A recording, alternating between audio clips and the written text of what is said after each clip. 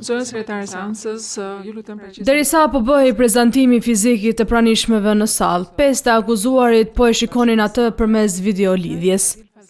Për Hashim Thaqin, Bashkim Smakaj, Fadil Fazliu, Hisni Kilaj dhe Hajredin Kuqin, të hënën nisi gjykimi për akuzat për administrim të drejtësisë.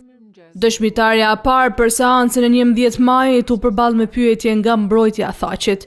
Helen Fraser tha se në fushën e transkriptave forenzike punon tash rreth 23 vjet.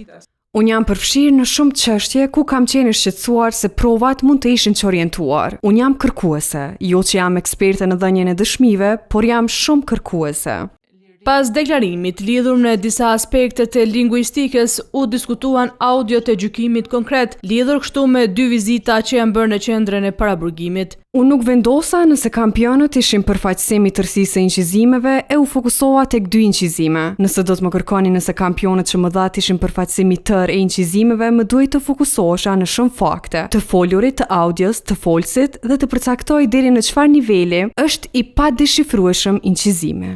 E për të deshifruar audion nga vizita Hajredin Kuqit, ajo përdori inteligjencën artificiale pasi nuk e di gjuhën shqipe, çka sipas saj u krijua ideja asaj se çfarë përmbante ajo bisedë. Anise sipas saj ka muhabete pas një zhurme që nuk deshifroheshin dot. Kjo e bënte më të vështirë që të kuptojë krejt çka thuhej, por që sërish ZPS-ja e kishte transkriptuar.